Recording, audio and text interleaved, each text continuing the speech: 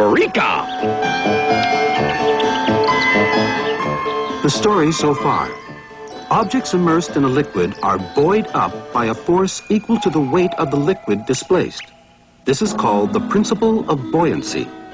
If the object has the same density as the liquid, it will float in the middle of that liquid. If it is more dense, it will sink to the bottom. If it is less dense, it will rise to the surface. And now, convection.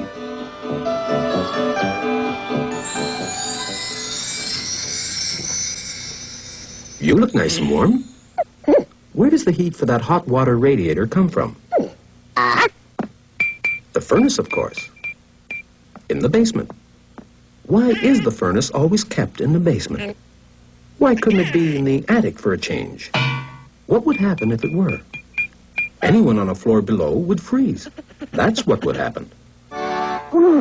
Why is this? Well, let's put the furnace back where it belongs so that we can see how a hot water heating system works. The furnace heats the water in a tank. The hot water rises up through these pipes and into the radiators where it cools, and then the cold water flows down through these pipes and back into the tank where it is heated up again, and so on. But why does hot water go up and cold water go down? Because of the principle of buoyancy.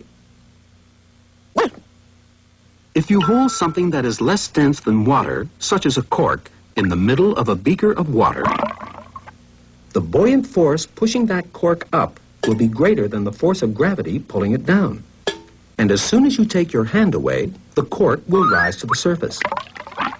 Now, when water is heated, its molecules speed up and it expands and becomes less dense.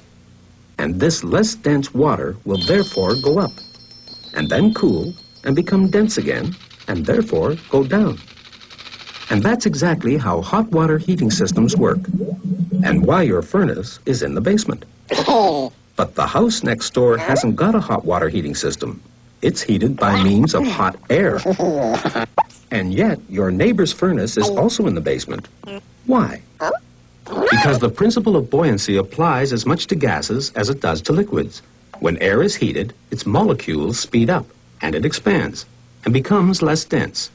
And so hot air rises, just as hot water rises. That's how hot air balloons work.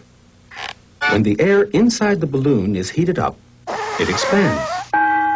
And therefore, there's not enough room for all of it inside the balloon, so some of this hot air escapes.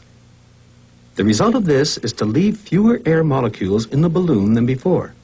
In other words, the air inside is now less dense than the air outside. So the balloon floats upwards, just like the cork in the beaker of water. The fact that hot air rises also comes in useful when cooking a hot dog.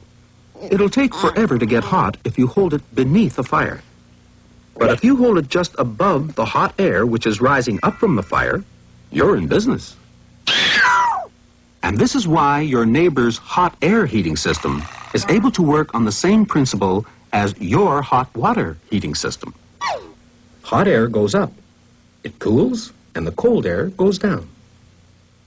Since the behavior of gases and liquids is so similar in this and many other respects, and since both gases and liquids flow, scientists refer to both as fluids, and to the type of heat transfer which carries or conveys hot fluids upwards and cold fluids downwards as convection.